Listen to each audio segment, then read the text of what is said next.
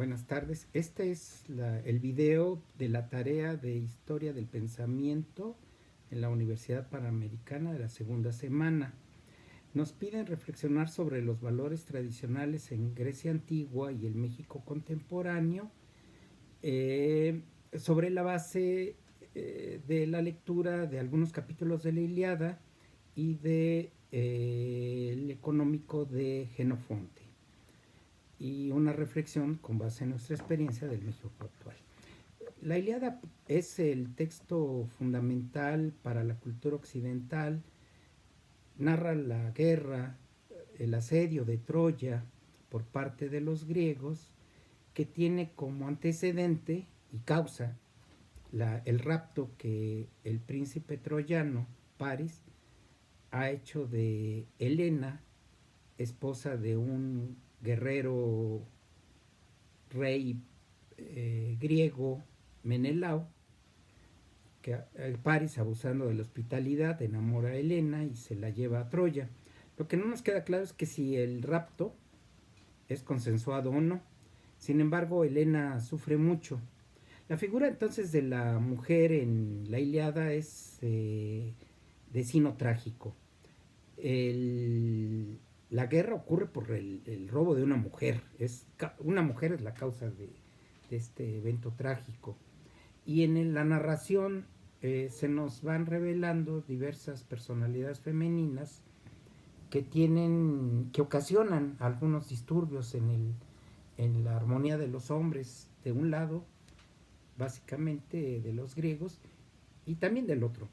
La causa de que Aquiles se retire de la pelea, aparte de la codicia del jefe del comando griego Agamenón, es que le es quitada una esclava que ha obtenido como botín de guerra Aquiles, y Briseida, y así se nos van apareciendo estas figuras de mujer que causan eventos trágicos.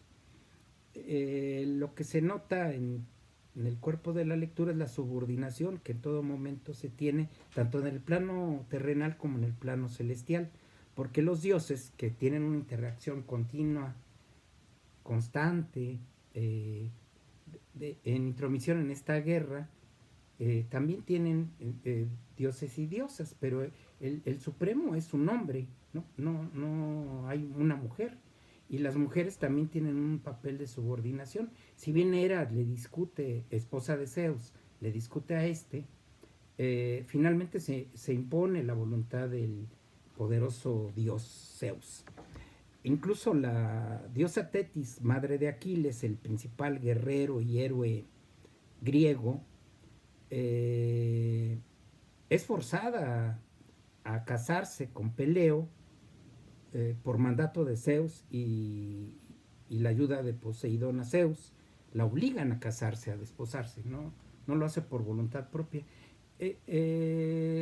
Entonces el prototipo de las figuras se va dibujando como de subordinación, de causa de males, en una autodefinición que hace Helena.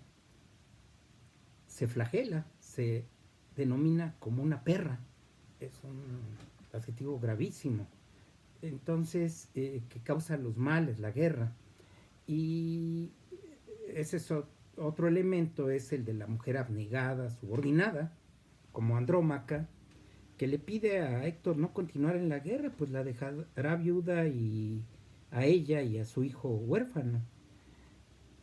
Héctor tiene la obligación, es el principal héroe troyano, de defender a su patria. Es el único personaje que quizá no tiene una motivación mayor de obtener una ganancia, de obtener un botín, de liarse con una otra persona, sino defender a su patria. Y esa patria, en, en el pensamiento de Héctor, es mucho mayor que el amor que le pueda profesar a su esposa Andrómaca. La mujer en esa sociedad tiene pocas alternativas. Puede ser esposa, puede ser esclava, puede ser sacerdotisa o puede ser etaira, una prostituta. Hay dos categorías. Etaira es una mujer con más elaboración intelectual, tipo geisha, pero las mujeres no tienen mayor opción.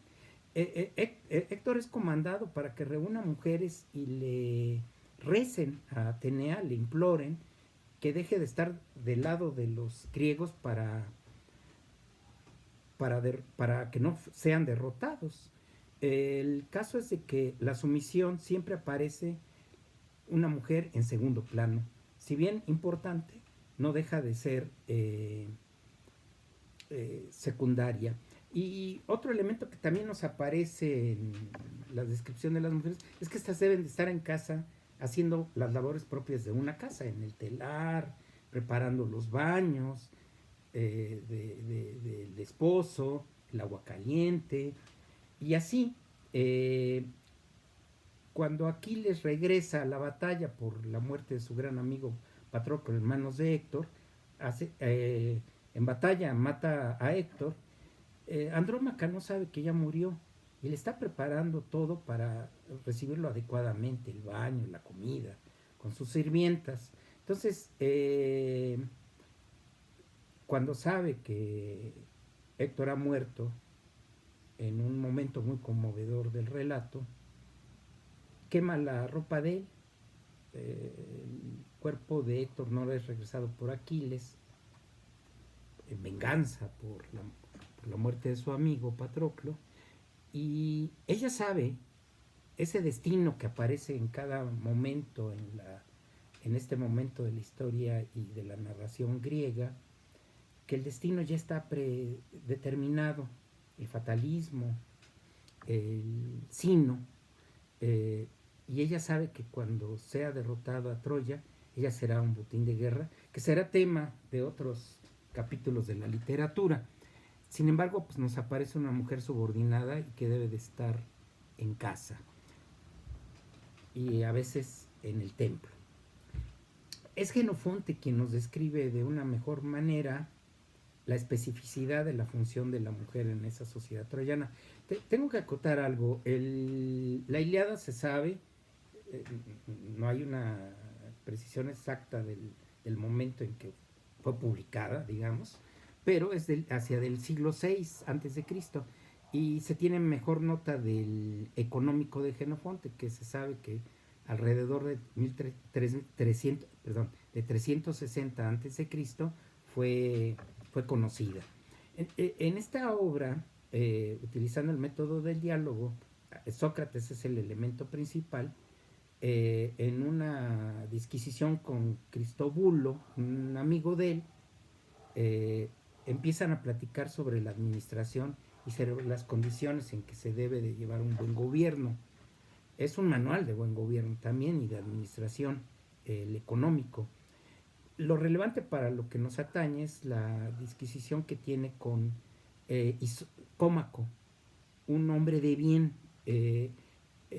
Sócrates va relatando lo que de Iscómaco va aprendiendo. Este hombre inteligente, guerrero, buen agricultor, buen jefe de hacienda.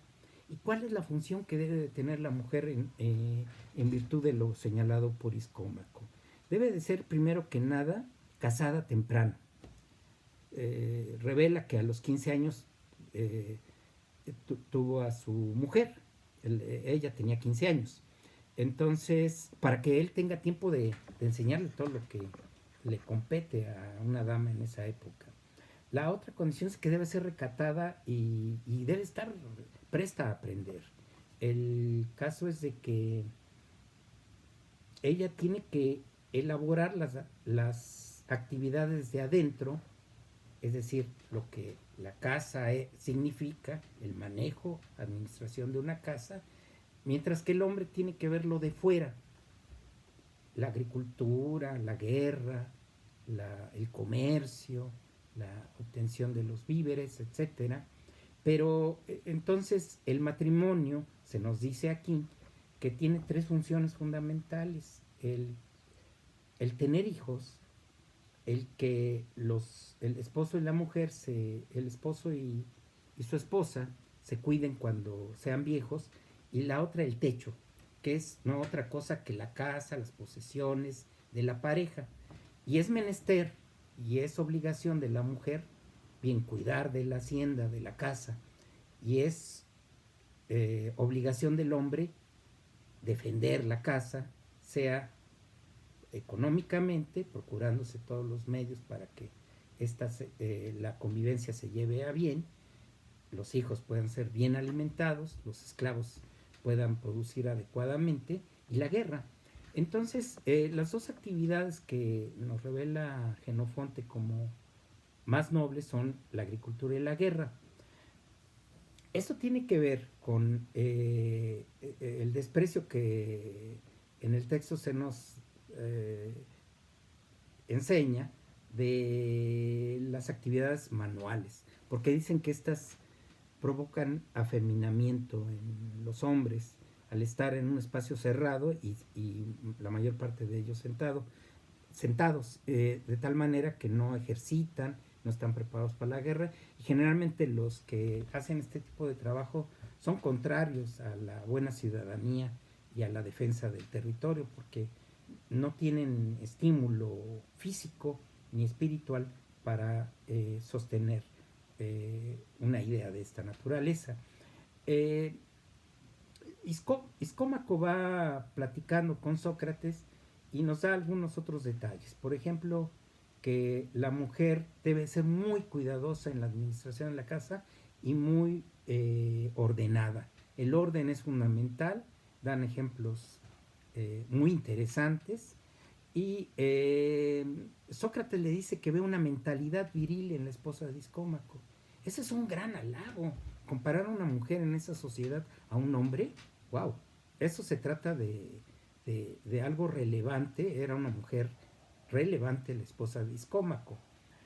El hombre es fuente entonces de toda la fuerza que en la sociedad se debe de ejercer, y la mujer del buen cuidado de las casas, del cuidado de los hijos, de atender a los esclavos en caso de que ellos se enfermen, de administrar bien la despensa, y en virtud de que el hombre es audaz por naturaleza y la mujer es miedosa, y eso la conlleva a ser medrosa, y esa deriva en que puede ser buena cuidadora de las casas.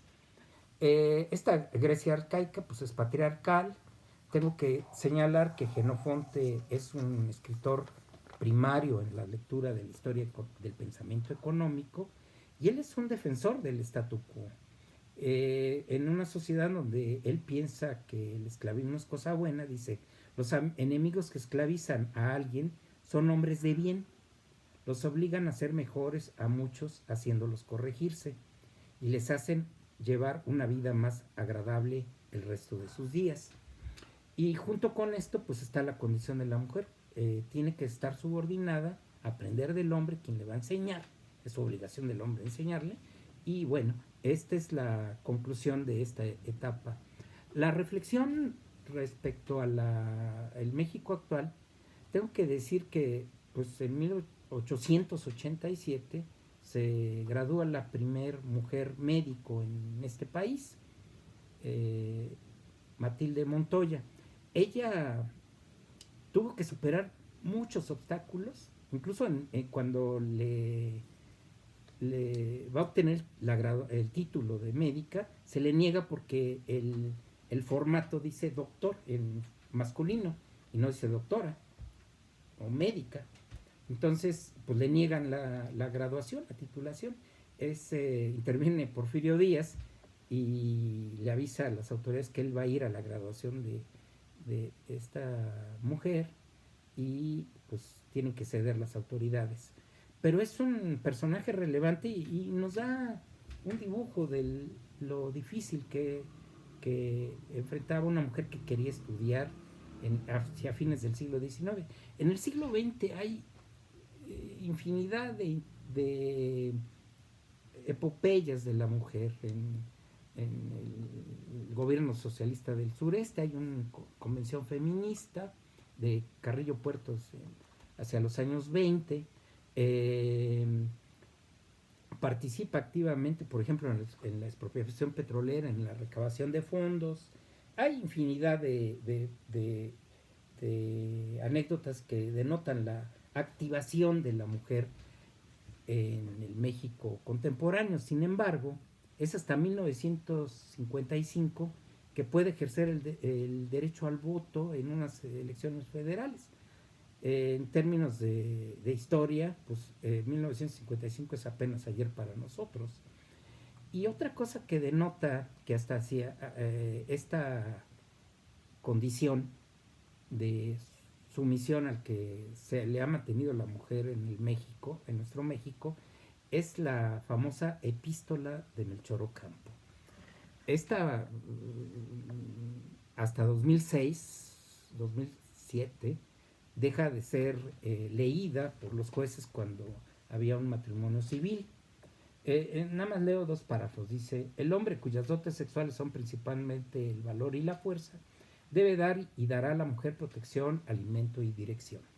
La mujer, cuyas principales dotes sexuales son la abnegación, la belleza, la compasión, la perspicacia y la ternura, debe dar y dará al marido obediencia, agrado, asistencia, consuelo y consejo. Esto encaja perfectamente, hubiera podido encajar perfectamente en el texto de Discómaco, en la narración Discómaco. En el imaginario, pues, que muchos de nosotros fuimos criados, la mujer debe quedarse adentro, las labores de la casa, en el cuidado de los hijos, en la administración, hacer la comida, y los hombres tienen que salir a conseguir el pan, entonces a trabajar. Aunque ha venido mejorando, esto no ha sido pleno. En el censo de 1970 había 24 millones de hombres, 24 millones de mujeres. En el año 2020 hay 65 millones de mujeres y 61 millones de hombres, 4 millones más mujeres que hombres. Pero esto no se traduce en otras esferas de la actividad social. Por ejemplo, en 2022, de acuerdo a un estudio, está documentado en el paper que sustenta esta presentación, el 33% de las posiciones relevantes en gobierno e iniciativa privada son de mujeres, pero esto no se refleja en los datos del censo, que da mayoría a las mujeres. Y también un estudio de 2015 de Oxfam, que es una entidad que se dedica a analizar distribución del ingreso y condiciones de poder, revela que el salario de las mujeres en actividades industriales o como operadores de transporte es 30 y 24% inferior a de las mujeres en igualdad de circunstancias. El salario entonces de la mujer es menor que el del hombre haciendo la misma labor. También hay un reflejo de la condición de sumisión de una parte de la sociedad mexicana, que México es un país injusto en términos económicos, muy injusto. El 10% de la población más rica tiene como ingresos 16 veces lo que tiene el 10% de los hogares más pobres, de acuerdo a los estudios del INEGI. Entonces, la mujer puede tener dos condiciones: ser pobre y además ser mujer. Dos condiciones muy desfavorables. Y además, algo que lacera a nuestra sociedad es la violencia hacia la mujer. En 2015 se publica un libro con un título terrible, se llama Tierra de Padrotes, de Evangelina Hernández, donde revela cómo en un poblado en Tlaxcala, varias familias se dedican al cuidado de mujeres que han sido raptadas, amenazadas, para ser distribuidas como cualquier otro producto en diversas entidades para la prostitución y la servidumbre. Este libro nos revela lo grave que en ese momento, pero es apenas 2015, estamos en 2023, hace 8 años, la situación prevalecía y seguramente prevalece en muchos lugares de este país. La violencia contra la mujer es, pues, un problema muy grave en nuestra sociedad. En los estudios de encuestas del INEGI respecto a la violencia contra la mujer nos indican que en 2006 el 63% de las mujeres mayores a 15 años sufrieron en algún momento de su vida un problema de violencia o acoso por su condición de mujer. Este dato para 2021 es de 70%, ha crecido, pero una mujer puede recibir varios tipos de acoso. Entonces, por ejemplo, el psicológico, en 2006 era el 44% de este grupo de la población, mujeres mayores de 15 años, y ahora es 52 en 2021. La física, que era 17 en 2006% de las mujeres, ahora es el 35 en 2021. Y la sexual, el 50% en 2021 revelan que tuvieron algún problema de acoso sexual o de violencia de esa naturaleza, cuando que en 2006 era el 35%. Lo único que ha mejorado un poco por esta ocupación de puestos relevantes en diversas esferas de nuestra actividad política, social, económica, es precisamente el económico, cuando que en 2006 el 35% de las mujeres mayores a 15 años indicaban que tuvieron algún caso de segregación por razones económicas, que no les daban el gasto, que no les pagaban igual, etcétera. Ahora es el 27, es lo único que ha mejorado un poco, pero en el términos generales la situación de la mujer se ha venido agravando y eso es de llamar la atención. Considero que con esto podemos concluir que algunas cosas hermanan la condición de la mujer en esa Grecia arcaica con la situación actual, que se han dado avances, pero ha habido un gran progreso económico, indudablemente, pero esto no se ha reflejado plenamente en buena parte de la sociedad mexicana, hombres, mujeres, familias, pero también y doblemente quizá, o multiplicado, en las mujeres. Esa es una asignatura pendiente que tiene la actual sociedad mexicana y creo que tenemos que hacer algo al respecto en nuestra actividad cotidiana, en todas las esferas de la vida. Muchas gracias.